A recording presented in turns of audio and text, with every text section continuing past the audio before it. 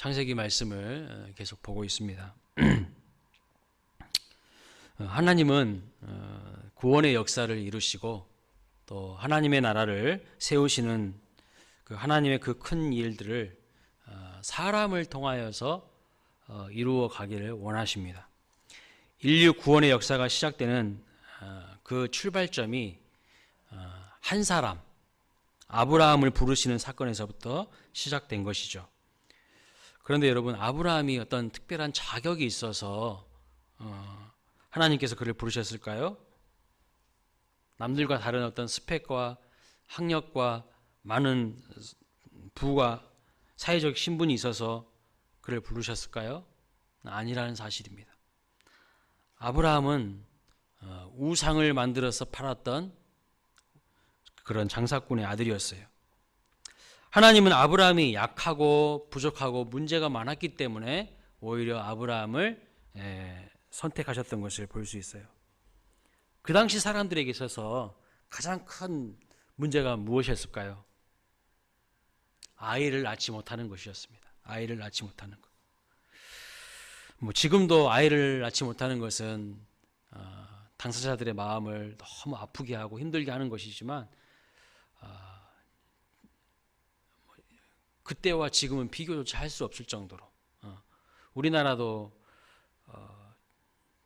조선시대만 해도요, 아들을 낳지 못하면은 칠거지약이라 해가지고 집에서 쫓겨날 정도의 어떤 큰 죄이지 않았겠습니까? 고대 사회에서 자녀를 낳지 못하는 것도 큰 문제이고 아픔이었습니다. 이 창세기에서 크게 흘러가는 흐름은요, 아브라함이 이삭을 낳고 이삭이 야곱을 낳고 또 야곱이 12아들을 낳습니다. 이스라엘의 조상이 되는 12아들을 낳았습니다. 그래서 한 사람 아브라함으로부터 이스라엘이라는 큰 민족이 어떻게 탄생되고 성장되어 가는가를 보여주고 있어요. 이게 창세기에 흘러가는 큰 흐름입니다. 한 사람으로부터 시작해서 아주 문제가 많고 연약하고 부족한 한 사람으로부터 시작해서 한 민족이, 한 나라가 어떻게 성장하고 또 세워져 가는지를 보여주고 있어요. 그런데 그 첫 출발부터 하나님은 문제 많은 사람을 선택하셨다는 거예요. 자녀를 낳지 못하고 뭔가 허물투성이, 문제 많은 그 가정을 하나님께서 선택하고 부르셨다는 것입니다. 왜 그런 선택을 하셨을까요? 이 창세기 말씀을 읽어보면 참 흥미로운 것들이 많습니다. 아브라함과 이삭과 야곱의 가정을 이렇게 곰곰이 들여다보면요, 하나의 공통점이 있어요. 무엇인 줄 아십니까? 아브라함의 아내 사라도 아이를 못 낳습니다. 근데 이삭의 아내 리브가도 아이를 못 낳았어요. 근데 야곱의 사랑하는 아내 라헬도 아이를 낳지 못했습니다. 다 아이를 낳지 못하는 여인들이었어요. 그런데 하나님은 그 사람들을 선택해서 부르신다는 거예요. 참 우리의 고정관념과 우리의 생각과는 너무 달라요. 우리가 생각하기에는 건강하고 문제없고 좋은 스펙에 좋은 여건에 그런 사람들 하나님이 선택하셔서 일하실 것 같은데 하나님은 그렇지 않으시더라고요. 부족한 사람들, 연약한 사람들을 하나님이 택하시고 부르신다는 거예요. 하나님은 분명 아브라함에게 밤하늘에 말로 다 할 수 없는 목표를 보여주시면서 너의 자손이 이렇게 많아질 것이다 라고 말씀하셨는데, 그 가문의 여인들을 살펴보면 하나같이 불임의 여인들이에요. 아이를 낳지 못하는 여인들이야. 하나님께서 왜 이런 사람들을 선택하셨을까요? 하나님은 그들의 인격이 훌륭해서, 그들의 믿음이 탁월해서 부르신 것이 아니라 그들이 부족하고 연약한 약점이 있었기 때문에 오히려 그들을 부르셨어요. 하나님은요, 항상 약한 자를 들어서 강한 자를 부끄럽게 하십니다. 약하고 부족한 사람들이 하나님께 믿음으로 순종하기 때문에, 그들을 통해서 놀라운 구원의 역사를 이루시는 것을 볼 수가 있어요.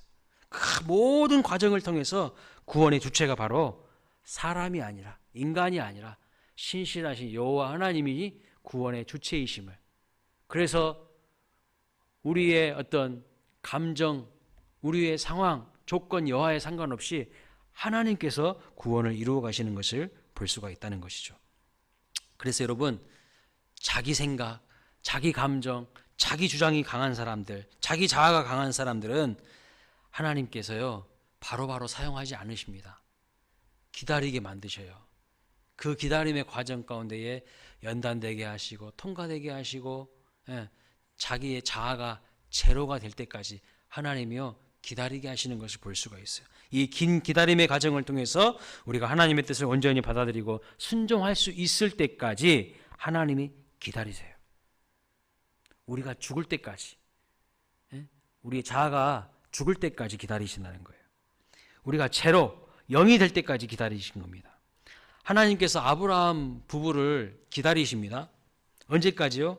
인간적인 방법으로는 절대 아이를 가질 수 없을 때까지 기다리신 것을 볼 수 있어요. 어떻게 보면 좀 하나님 좀 너무하신 것 같다 싶을 때까지 하나님이 그렇게 하시더라고요. 그래서 75세에 하나님께서 아브라함을 부르시면서 큰 민족을 이루겠다고 약속해 주셨는데 100세에 아브라함으로 하여금 아들을 낳게 하십니다. 이삭을 낳게 하십니다. 25년이라는 세월이 걸렸어요. 아브라함이 사라의 몸종 하갈을 통해서 이스마엘을 낳았지 않습니까? 그때의 아브라함의 나이가 86세였어요. 여러분, 그때 만약에 하나님께서 이삭을 주셨더라면 그것은 100% 하나님이 하신 일이 아닙니다. 왜요? 아직 아브라함이 자식을 낳을 수 있는 몸 상태였다는 것을 말해주는 거예요.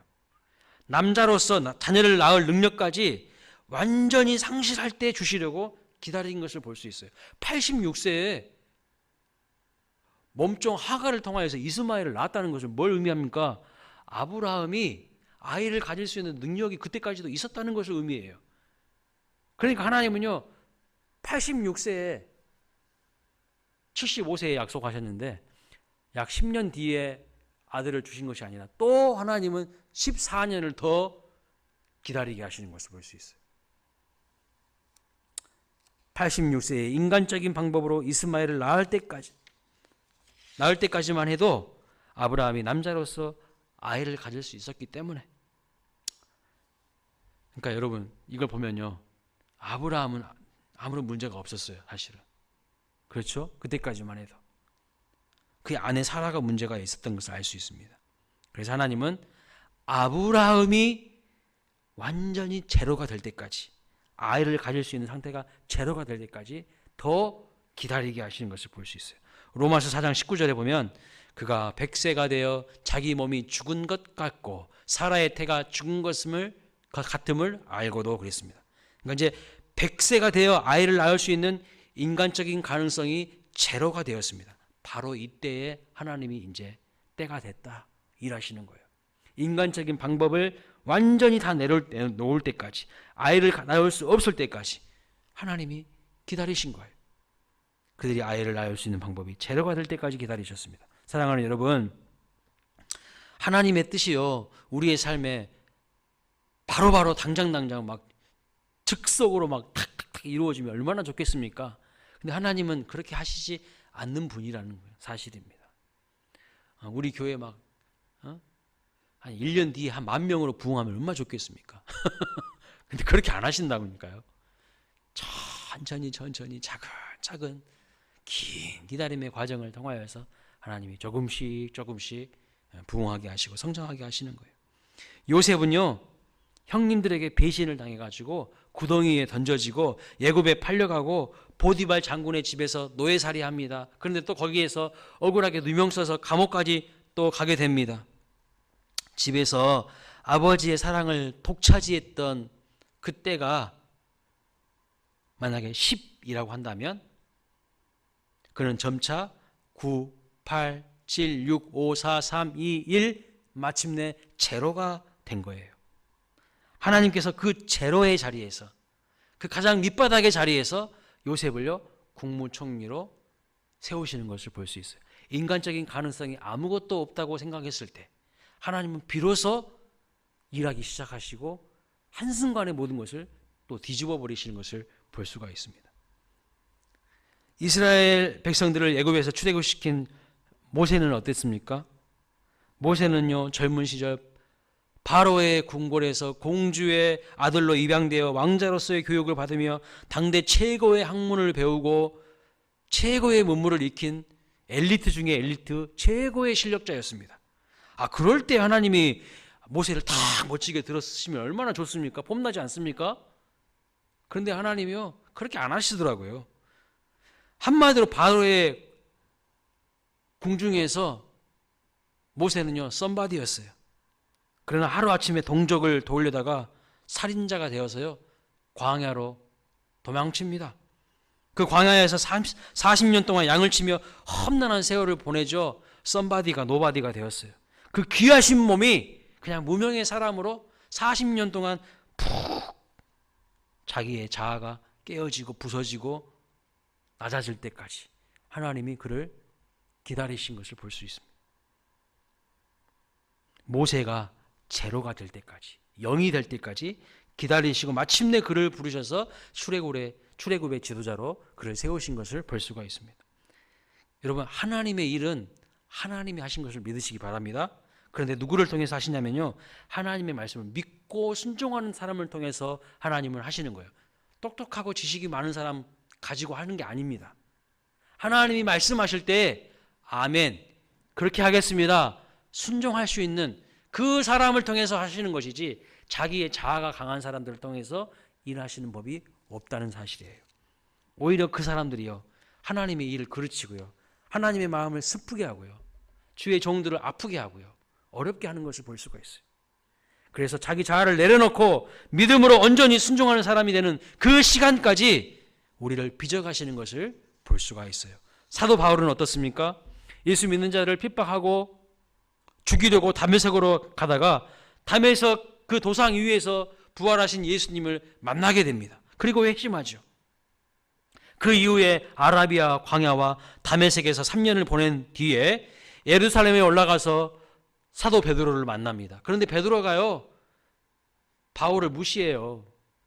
바울을 받아주지 않아요. 왜요?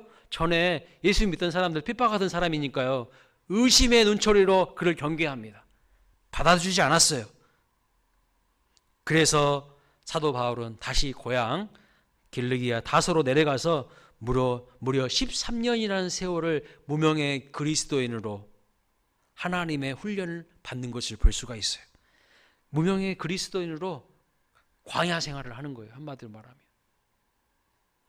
그리고 마침내 비로소 당대 최고의 학자였던, 여러분 당시에 가말리엘 문화생이라고 하면요, 최고의 학자들이 모인 곳이에요. 그러니까 사도 바울은 로마 시민권을 가지고 있을 뿐만 아니라 당대 최고의 학자 중의 학자, 지금으로 말하면 저 하버드 대학교 박사 정도 되는 탁월한 학자 중의 학자였는데, 그 사람을 쓴 게 아니라 하나님은 나는 아무것도 아닙니다 라고 고백할 때까지 하나님이요, 광야에서 사도 바울을 자기 자아가 다 내려질 때까지 기다리시는 것을 볼 수 있어요. 비로소 제로가 될 때까지, 0이 될 때까지 기다리십니다. 그 이후에 마침내 하나님은 바울을 위대한 사도로 불러서 사용하시는 것을 볼 수 있어요. 그 13년 뒤에, 다소에서 13년의 시간을 보낸 다음에 바나바가 사도 바울을 이제 만나서 그를 드디어 본격적인 역사의 중앙 무대에 세우는 것을 볼 수가 있는 것이죠. 여러분, 믿음의 인물들의 인생이 우리에게 무엇을 말하고 있는 것일까요? 하나님은 때로 우리가 완전히 제로가 되도록 하기 위해서, 우리가 0이 되도록 하기 위해서 광야로 들어가게 하십니다. 그 광야에 들어가면요, 누구나 다 할 것 없이 제로가 돼요. 할 수 있는 것이 없습니다. 자기의 무능함을 철저하게 깨닫게 됩니다. 그런 후에 하나님은 우리를 광야에서 비로소 불러내십니다. 내 자아가 깎아지고 다듬어지고 연단된 후에 참 믿음을 주시고 위대한 하나님의 일들을 감당하도록 하시는 것이죠. 꼭 기억하시기 바랍니다. 우리가 너무 약해서 쓰지 못하시는 것이 아닙니다. 우리의 생각과 자아가 너무 강해서 하나님이 사용하지 않으실 때가 훨씬 더 많다는 거예요. 사람들은요, 고정관념과 편견 가운데 있어요. 강해야 한다고. 아니요. 하나님의 쓰임을 받은 사람들은 하나같이 다 약한 사람들이에요. 하나님이 강한 사람도 약하게 만드셔요. 그런 다음에 비로소 하나님을 온전히 신뢰하고 믿는 그 믿음이 준비될 때에 하나님이 그를 사용하시는 것을 볼 수가 있어요. 그래서 여러분, 우리는 약해져야 됩니다. 약해져야 돼요. 내 지식이 하나님의 말씀보다 더 위에 있지 않습니까? 내 감정이 하나님의 뜻보다 더 위에 있지 않습니까? 바뀌어야 된다는 거예요. 우리의 생각과 자아가 너무 강해서 하나님께서 우리를 사용하지 못하실 때가 너무나도 많아요. 부족한 것은 채워주면 되지만 강한 사람은요, 내려놓아야 하는데 그것은 절대로 저절로 되는 일이 없습니다. 우리가 강할 때 하나님은요, 우리를 광야로 들어가게 하셔서 더 내려놓게 하시고 더 무릎 꿇게 하시고 더 엎드리게 하십니다. 그래서 마침내 약할 때 강함 되시는 하나님을 경험하게 하시는 거예요. 하나님을 온전히 의지하고 믿는 사람이 되게 하시는 겁니다. 그래서 고린도후서 12장 9절에 이렇게 말씀합니다. 이는 내 능력이 약한 데서 온전하여짐이라. 그러므로 도리어 크게 기뻐함으로 나의 여러 약한 것들에 대하여 자랑하리니 이는 그리스도의 능력이 내게 머물게 하려 함이라. 여러분, 약하신 분들이 하나님 찾더라고요. 자기의 약함을 솔직하게 인정하는 사람들이 하나님의 능력을 구해요. 근데 내가 이만큼 공부를 많이 했는데, 내가 이렇게 많이 아는 것이 많은데, 내가 이렇게 인맥이 많은데 하는 사람들은요, 하나님 안 찾아요. 하나님 앞에 엎드리지 않아요. 자기 방법으로 하려고요. 자기 스타일로 하려고 하고. 그렇습니다. 그래서 그런 분들이 교회에서 꼭 문제를 만들어내요. 꼭 소음이 발생해. 그 사람 주변에 항상 소음이 발생해. 사랑하는 여러분, 예수님은 친히 십자가를 지시고 약해지심으로 우리를 구원하셨다는 것을 기억하십시오. 예수님은 능력의 주님이십니다. 그런데 로마 병정들이 막 침뱉고 괴롭히고 뺨을 때리고 막 창으로 옆구리를 쑤시고 그럴 때, 아니 내가 온 우주 만물의 주인이고 창조자인데 그 십자가에서 당장 내려와서 그냥 한 번에 그냥 다 휩쓸어 버릴 수 있죠. 그 방법으로 했으면요, 구원 못해요. 십자가를 지시고 거기서 죽으셨어요. 연약해지심으로, 약해지심으로 우리를 살리신 것을 기억하십시오. 그런데 우리는요, 힘을 가져가지고 권력을 쟁취해서 막 휘둘러야 뭔가 되는 것처럼 착각하고 있어요. 절대 그렇지 않습니다. 약해지십시오. 지도자들은 더 약해져야 돼요. 오늘날 하나님의 교회의 지도자들은 더 약해져야 돼요. 약함으로 그리스도의 능력이 함께 하시고 경험되는 인생이라는 것을 기억하시기 바랍니다. 자, 그렇다면 하나님의 약속과 그 약속이 성취되는 사이에는 반드시 기다림의 시간이 차야 합니다. 아브라함도 하나님께서 약속을 성취하실 것을 믿었습니다. 그런데 증표를 달라고 오늘 본문 보니까 요구를 하고 있어요. 그래서 하나님이 무엇을 준비하라고 하십니까? 오늘 9절 10절 말씀 보십시오. 여호와께서 그에게 이르시되 나를 위하여 3년 된 암소와 3년 된 암염소와 3년 된 순양과 3비둘기와 집비둘기 새끼를 가져올지라. 아브라함이 그 모든 것을 가져다가 그 중간을 쪼개고 그 쪼개진 것을 마주 대하여 놓고 그 새는 쪼개지 아니하였으며 라고 말하고 있습니다.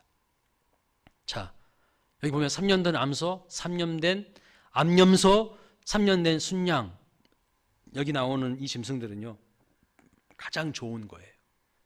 가장 한마디로 말하면 최고의 가치가 있는 그때에 있는 짐승들을 말하는 거예요. 그걸 가져오라는 겁니다. 자, 지금 하나님이 무엇을 하시려고 하시는 것일까요? 아브라함과 계약을 체결하려고 하시는 거예요. 내가 확실하게 너에게 복을 주겠다. 아브라함이 자꾸 두려워하고 불안해하고 의심하고 서운한 마음에 섭섭한 마음에 있으니까 아브라함에게 하나님께서 밤하늘의 별을 보여주시고 그 다음에 또 확실하게 사인을, 증표를 주시려고 이렇게 지금 짐승들을 가져와서 계약을 체결하자고 지금 하시는 거예요.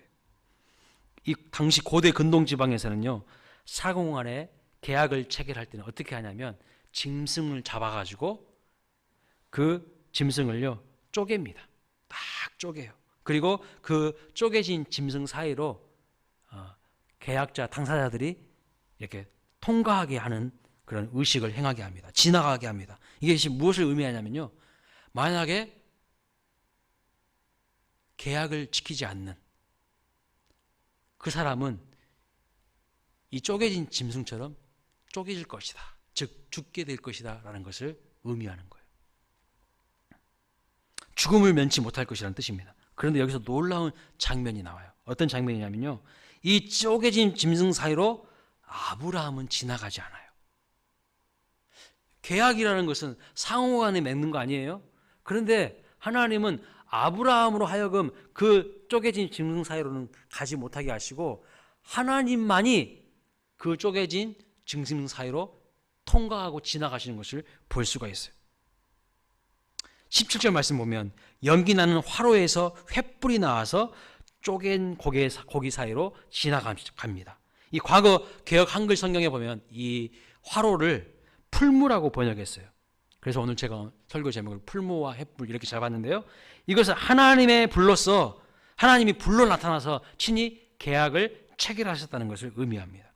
하나님이 짐승의 시체 사이를 지나가면서 이제 모든 책임은 내가 질 거다, 내가 목숨을 걸고 약속을 이행하시겠다고 하나님께서 증표로 횃불 언약을 맺으시는 것을 볼 수가 있습니다. 무슨 뜻이냐면요, 아브라함에게는 그 어떤 것도 하나님께서 요구하지 않으시겠다는 뜻입니다. 언약의 주체자와 그 실행자가 오직 하나님이시다는 뜻이에요.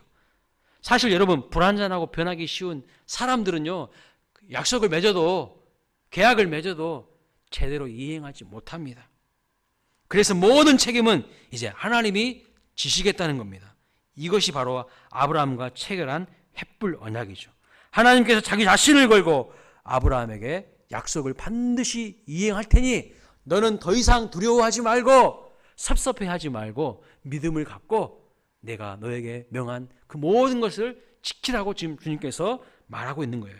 우리의 구원이 전적으로 하나님께 달려있다는 것을 그렇게 말씀하고 있는 것입니다. 아브라함이 하나님의 말씀대로 짐승을 딱 쪼개놓고 이제 기다립니다. 그리고 마침내 해가 져서 어두울 때에 연기 나는 풀무에서 불이 확 나옵니다. 여러분, 여기서 해가 져서 어둡다는 것은 뭘 의미하냐면요, 고난의 시기, 암울한 시기를 의미합니다. 그리고 연기 나는 풀무는 무엇을 상징하냐면 이스라엘 백성들이 앞으로 애굽에서 노예 생활을 할 것인데 그 노예 생활의 강도를 의미하는 거예요. 그래서 아브라함의 후손이 애굽에서 큰 고통의 세월을 400년 동안 보내게 될 것이라고 하나님께서 이 대목에서 예고하시는 것을 볼 수 있어요. 13절 중간 말씀 보세요. 내 자손이 이방에서 객이 되어 그들을 섬기겠고 그들은 400년 동안 내 자손을 괴롭히리니 그랬습니다. 여기서 이방이라고 했지만 그 이방은 애굽을 말하는 거예요. 만약 아브라함에게 여기서 애굽에서라고 하나님께서 말을 했다면 아브라함이 엄청 놀랐을 거예요. 왜냐하면 애굽에 내려가가지고 온통 혼난 기억이 있잖아요. 근데 거기서 또 애굽이라는 단어가 나오면 아브라함의 가슴이 철렁할까봐 하나님이 그런 말은 하지 않고 이방에서 객이 되어 400년 동안 고생할 것이다 이렇게 이야기를 하고 있는 것을 볼 수 있어요. 그리고 16절에 보시면 4대 만에 출애굽하여서 다시 가나안 땅으로 돌아오게 될 것임을 하나님께서 미리 아브라함에게 예고하고 계시는 것을 볼 수 있어요.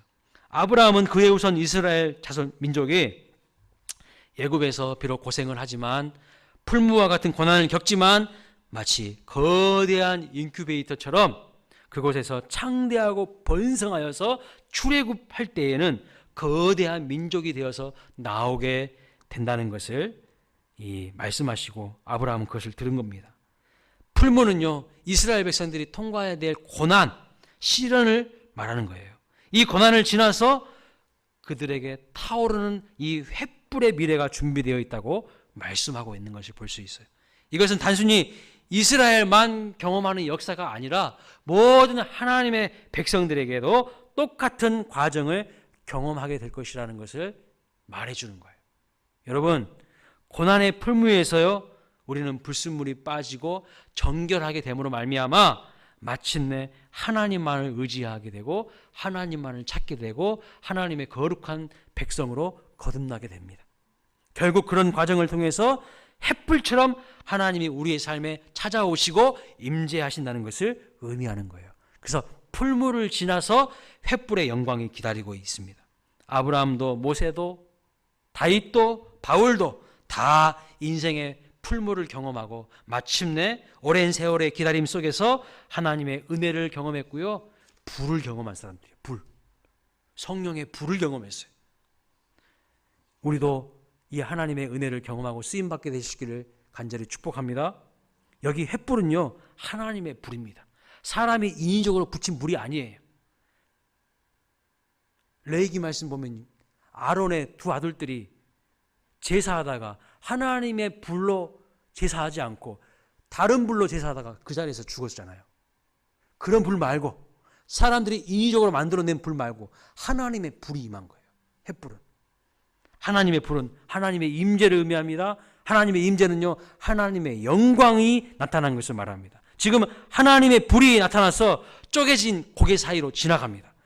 아브라함이 본 이 불을 아브라함만 본 게 아니라요 모세도 보았어요. 출애굽기 3장 2절부터 6절 말씀 보면 모세가 호렙산에서 떨기나무 불꽃을 발견하게 됩니다. 그런데 여러분 이 불이 신기합니다. 떨기나무에 임한 불이 꺼지지 않는 거예요. 보통 불은요 조금 지나면 시간이 흐르면 다 사그라들기 마련인데 이 불은 절대 꺼지는 법이 없어요. 그리고 나무도 타지도 않아. 신기하죠. 그래서 모세가 신기해서 그 불로 접근하니까 출애굽기 3장에 보면 하나님의 사자가 그 안에 그 불꽃 가운데 하나님의 사자가 있어서 음성을 들려주시는데 무엇이라고 하죠? 모세야 네가 서 있는 곳은 거룩한 곳이니 네 발에 신을 벗으라 이렇게 말씀하시는 하나님을 대면한 것을 볼 수가 있어요. 불로 임하시는 하나님을 대면했고 그 불로 임하시는 하나님은 말씀하시는 하나님이셨어요. 모세는 출애굽기 13장 21절에도 보면 또 하나님의 불을 경험합니다. 이스라엘 백성들을 이끌고 출애굽하여서 광야에서 낮에는 구름기둥으로 밤에는 불기둥으로 이 불기둥이 뭐냐면 하나님의 임재를 상징하는 거예요. 하나님의 함께하심을 상징하는 거예요. 또 출애굽기 19장 18절 말씀 보면 모세가 시내산에 올라가서 하나님께 십계명을 받는 그 순간에도 하나님의 불을 경험합니다. 하나님의 불을 경험해요. 근데 이 하나님의 불은요 아브라함과 모세만 경험한 게 아니에요. 이 불은요 솔로몬에게도 임합니다. 역대하 7장 1절부터 3절 말씀 보면 솔로몬이 성전을 다 짓고 난 다음에 봉헌식을 합니다. 솔로몬이 기도를 다 마침에 하늘에서 불이 내려와요. 그리고 제단에 있는 번제물과 제물들을 사르고 여호와의 영광이 그 성전에 충만했다고 기록하고 있습니다. 그러면서 하나님의 백성들이 여호와의 임재와 영광 앞에 엎드려 이렇게 외쳤습니다. 여호와께 감사하며 이르되 선하시도다 그의 인자하심이 영원하시도다 라고 역대하 7장 3절에 기록합니다. 여러분 교회의 특징이 무엇인지 아십니까? 교회의 특징은요 불입니다. 불. 살아있는 예배의 특징은 불입니다. 우리 수원 광일교회에도 여호와의 불이 임할 줄로 믿습니다. 여러분의 심령에도 이 불이 임하게 되시기를 축복합니다. 하나님의 영광과 하나님의 임재가 없는 것은요 더 이상 성전이 될 수가 없어요. 성전이 누굽니까? 우리 개개인이 하나님의 성전이라고 있어요. 너희가 하나님의 전인 줄을 알지 못하느냐. 주님이 분명히 말씀하셨죠. 이 성전에는 뭐가 있었나고요? 여호와의 불이 꺼지지 않고 있어야 한다는 거예요. 솔로몬이 기도를 마침에 하늘에서 불이 내렸습니다. 이 하나님의 불은 솔로몬에게서 끝난 것이 아니죠. 이 불은요 또다시 엘리야에게 붙었습니다. 엘리야가 850대 1로 갈멜산에서 거짓 선지자들과 참신이 누구인가 한번 대결해보자, 겨루어보자, 증명해보자 하고 850대 1로 영적인 대전투가 벌어졌어요. 그래서 서로 자기들이 믿는 신에게 기도를 하고 제사를 드렸습니다. 그런데 열왕기상 18장 38절 말씀을 보면 엘리야가 기도할 때 마침내 여호와의 불이 내려서 번제물과 그 도랑과 그 모든 물까지 다 태워버리고 핥아버렸다라고 표현하고 있어요. 여러분, 제단에다가요 강력하게 불이 임하지 않으면 타지 못하도록 물까지 그냥 가득 부어버렸어요. 물까지 가득 부었어. 그러니까 얼마나 강력한 하늘에서 불이 내렸는지 알 수 있는 거죠. 그리고 완전히 다 핥아버릴 정도로 다 태워버린 것을 볼 수 있습니다. 근데 여러분, 이 하나님의 불은 엘리야에게도 만 주어진 게 아니라 이 하나님의 불은 또 어디로 번지냐면요, 사도행전 2장에 보니까 오순절 마가의 다락방에서 예수님의 제자들과 120문도가 전심으로 일심으로 마음을 모아서 기도할 때에 그 마가의 다락방에 임한 것을 볼 수 있습니다. 그래서 사도행전 2장 3절에 보면 성령께서 불의 혀처럼 갈라지는 것들이 각 사람 위에 임하였다라고 기록하고 있어요. 성령의 충만함을 받았다고 말씀합니다. 성령을 받고 그들은 각 나라의 언어로 하나님의 큰 일을 말하게 되었다고 기록하고 있어요. 이 오순절의 성령의 불이 꺼지지 않고 지금도 우리의 마음속에서 불타고 있는 줄로 믿습니다. 예수 그리스도를 전하는 곳곳마다 타오르는 횃불처럼 영원히 움직이고 있습니다. 그래서 하나님은요, 어떤 하나님이시니까 불로써 응답하시는 하나님이셔요. 불로써 응답하시는 하나님. 여러분의 심령 가운데 점점 이 불이 혹 사그라들고 있지는 않습니까? 성령의 충만함을 구하십시오. 성령의 기름 부으심을 사모하시기 바랍니다. 에베소서 5장 18절에는 이렇게 말씀하죠. 술 취하지 말라. 이는 방탕한 것이니 오직 성령으로 충만함을 받으라 말씀하고 있어요. 여기 받으라라는 동사의 시제가 계속 받으라는 뜻이에요. 계속 받으라. 한 번 받고 끝나라 단회적으로 말하는 게 아니라 현재 완료로 계속해서 받아야 된다. 끊임없이 그 사모하고 받아야 된다라고 말씀하고 있는 것입니다. 누가복음 11장 13절에서는 이렇게 말씀하시죠. 너희 하늘 아버지께서 구하는 자에게 성령을 주시지 않겠느냐 말씀합니다. 반드시 구하는 자에게 성령의 불을 주십니다.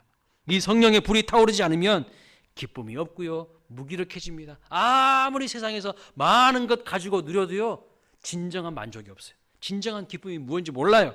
평안이 없어요. 그래서 성령의 불이 타오르지 않으면 기쁨이 없고 무기력해지고 원망, 불평, 근심, 걱정에 사로잡히게 됩니다. 그러나 악종권 가운데 있을지라도 성령으로 충만하면 에베소서 5장 19절 말씀처럼 시와 찬송과 신령한 노래들로 서로 환답하며 하나님께 감사하는 능력의 삶을 살게 되는 것입니다. 사도행전 1장 8절에는 뭐라고 말합니까? 오직 성령이 너에게 임하시면 너희가 권능을 받고 예루살렘과 온 유대와 사마리아와 땅끝까지로 내 증인이 되리라 말씀합니다. 왜 오늘 우리가 무기력하죠? 왜 오늘 우리가 권능이 없습니까? 다른 이유가 아니에요. 돈이 없어서? 사회적인 신분이 높지 않아서? 공부를 많이 하지 못해서? 아닙니다. 왜 권능이 없냐면요, 성령의 불을 받지 못했어요. 성령의 충만함을 유지하지 못하기 때문입니다. 분명히 말씀합니다. 성령이 임하면 너희가 권능을 받아요. 그래서 초대교회는 7 집사님들도요, 탁월한 하나님의 말씀을 선포한 사람들이에요. 스데반 집사님이 얼마나 탁월한 설교를 한지 몰라요. 집사님인데도요. 그리고 빌립 집사님이요, 사마리아 성에 가서 복음 전도를 하는데 그 사마리아 성이 막 다 뒤집어져 버리는 거예요. 거기서 막 놀라운 역사들이 일어나요. 집사님인데. 권능이 임하면요, 직분에 상관없이 하나님께서 멋지게 사용하시는 것을 볼 수가 있어요. 오직 성령이 임하시면 되는 겁니다. 무기력한 삶을 끝내고 권능 있는 성령의 충만한 불을 받으시기를 축원합니다. 본문 18절 말씀을 보십시오. 그날에 여호와께서 아브라함과 더불어 언약을 세워 이르시되 내가 이 땅을 애굽 강에서부터 그 큰 유브라데까지 내 자손에게 주겠다. 주님이 말씀합니다. 자, 하나님께서 계약을 이제 맺으시고 불로 나타나시고요, 사인 도장을 확실하게 찍으셨어요. 이 계약은 예수 그리스도 안에서 오늘날 우리에게까지도 계속 유용한 계약입니다. 언약입니다. 하나님께서 열방을 우리의 믿음의 자손들에게 주시겠다고 불의 계약을 하신 거예요. 하나님은 자기 자신을 걸고 언약을 맺으셨고 우리를 사랑하시기로 작정하시고 우리를 책임지시기로 작정하셨어요. 하나님은요 절대 포기를 모르시는 분입니다. 우리를 사랑하시되 끝까지 사랑하시는 분이셔요. 영원토록 사랑하십니다. 우리를 마침내 반드시 구원해 내시는 하나님이심을 믿으시기 바랍니다. 자, 그런데 아브라함이 처한 현실로 한번 돌아가 볼까요?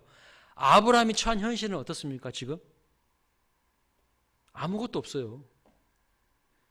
이 현실과 약속 사이에 이 괴리감. 현실은 아무것도 없어. 있는 것이라곤요 막벨라 굴 그거밖에 없어요. 지금 아브라함에게는 자녀가 없습니다. 아브라함은 이 햇불 언약을 맺을 때로부터 무려 15년을 더 기다려야 했습니다. 그때 비로소 하나님의 은혜로 이삭을 낳게 됩니다. 인간적인 방법이 아니라 하나님의 절대적인 은혜 가운데에 이삭을 낳게 됩니다. 여러분, 무엇을 말하는 것일까요? 우리가 믿었다고 해서 즉시 당장 만사형통하지 않습니다. 지금 당장 기적이 일어나지 않습니다. 그러나 우리가 붙잡아야 할 것이 무엇입니까? 하나님의 말씀이고 하나님의 약속입니다. 아브라함에게는 지금 현실로 돌아오면 막벨라 굴밖에 없다니까요. 그러나 시간이 흐르고 마침내 역사는 어떻게 흘러갑니까? 마태복음 1장에 보시면 이렇게 말합니다. 예수님의 족보를 기록하고 있는데 아브라함과 다윗의 자손 예수 그리스도의 계보라 이렇게 이야기합니다. 아브라함의 그 자손 가운데에 예수 그리스도가 오신 것을 볼 수 있고요. 그 예수 그리스도로 말미암아 모든 민족이 하나님의 백성으로 엄청난 축복을 받게 되었습니다. 그리고 18절부터 21절 말씀을 보면 애굽 강에서부터 큰 강 유브라데까지 하나님께서 그들에게 주시겠다고 약속하시죠. 19절에서 21절까지 말씀 보면 구체적으로 이러한 땅을 너에게 주겠다, 너의 자손들에게 주겠다 하나님이 말씀하십니다. 하나님이요 계약을 체결하시고 하나님은 우리에게 항상 좋은 것을 주기를 원하셔요. 그래서 비록 그들이 400년 동안 애굽에서 풀무불 같은 그 고난을 경험하지만 거기에서 나올 때도 오늘 본문 말씀 자세히 읽어보면 무엇을 주신다고 말씀합니까? 큰 재물을 가지고 나올 것이다 하고 말하고 있어요. 여러분, 하나님은요 믿음의 사람들이 가난하게 살기 원치 않으십니다. 가난하게 사는 거 원치 않으셔요. 하나님이 우리가 풍성한 삶을 살기를 원하셔요. 영적으로도 풍성한 삶, 물질로도요 풍성한 삶, 나눠주고 베푸는 수 있는 풍성한 삶 살기를 원하셔요. 가난이 미덕 아닙니다. 오해하시면 안 돼요. 우리는 약간 부자 되는 것을, 부를 약간 나쁘게 보는 경향이 있어요. 근데 균형적인 성경적 가르침이 아닙니다. 그것을 탐욕을 위해서, 자기의 사리사욕을 위해서 사용하기 때문에 그것이 나쁜 것이지, 물질 그 자체는요 선도 악도 아니에요. 물질을 사용하는 사람이 선하면 물질은 분명히 선한 곳에 아름답게 사용됩니다. 근데 물질을 사용하는 사람들이 나쁘면요 그 물질이 악한 곳에 사용되는 거예요. 그리고 하나님은 출애굽에서 나오실 때 큰 재물을 가지고 나오게 하실 뿐만 아니라 오늘 본문 18절 21절까지 말씀 보면 엄청난 땅을 하나님께서 그들에게 또 안겨주실 것이라고 확실하게 약속하고 있는 것을 볼 수가 있어요. 그런데 여러분, 이 말씀을 자세히 들여다보면요 놀라운 특징이 있네요. 이 땅을 한번 자세히 들여다보니까 새로운 땅이 아니에요. 새로운 땅이 아니라 그냥 묵은 땅이에요.